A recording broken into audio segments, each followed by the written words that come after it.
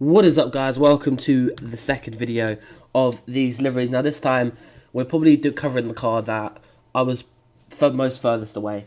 Obviously my version was all dark blue, and this one's I don't really think anyone could predict how this car actually ended up coming out, especially with like the gradient that the car had on it on the engine cover. It was a bit of a mixed reaction, I feel, when the car came out, to who actually liked it and who really didn't, just couldn't stand it. But we're driving as George Russell. We used Robert Kubica in the last one, so we're gonna alternate and switch up some of the drivers and hopefully some of the tracks. But obviously this depends on being able to get as many different races as possible, because there's more drivers and cars and livery types than there is actually anything else. But as you can see, on another short circuit, last time out we was in Kota doing the short circuit there. So this time, if you remember in the last one, we had a similar issue with the Williams, where if I drive this car, I just have no luck and I just end up backwards and it just doesn't go to plan. Any gameplay I record in this car, it just doesn't work. Like, I have no way of driving this car properly. Like, it just sucks. It really does.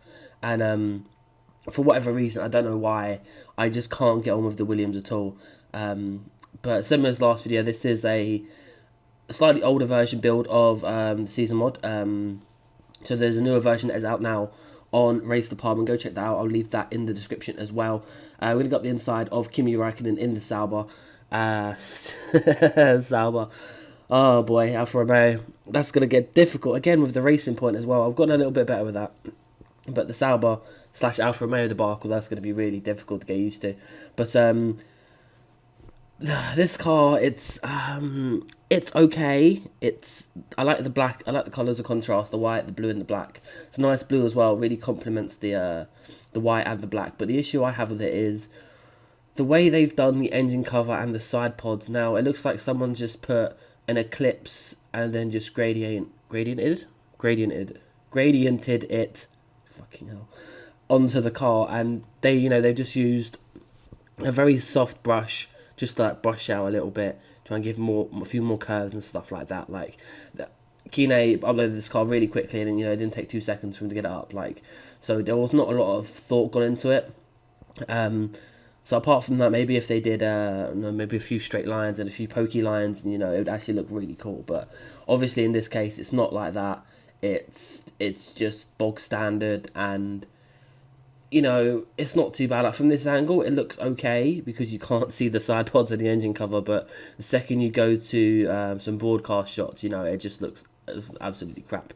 But it's one of those cars, like, you just kind of either love it or you hate it. A few people obviously do like it.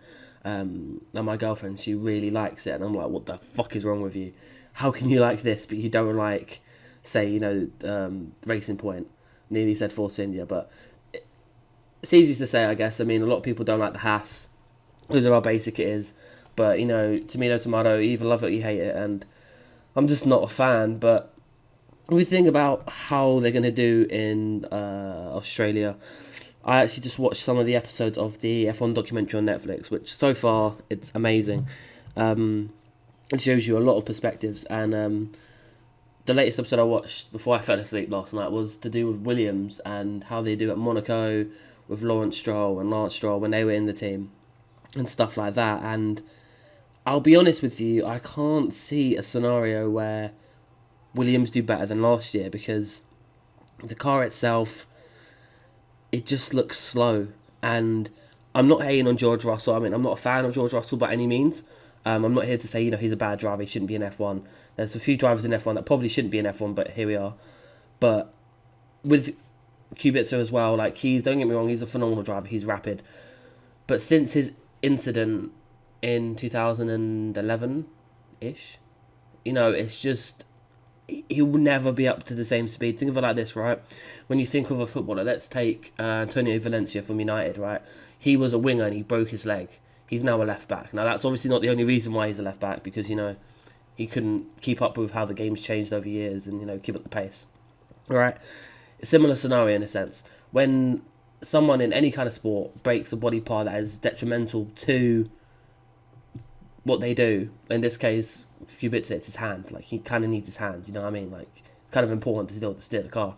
It just isn't going to work. Now, obviously, it's not the end of the world. You know, you've got Billy Monger, who's got no legs, and yeah, he's still racing.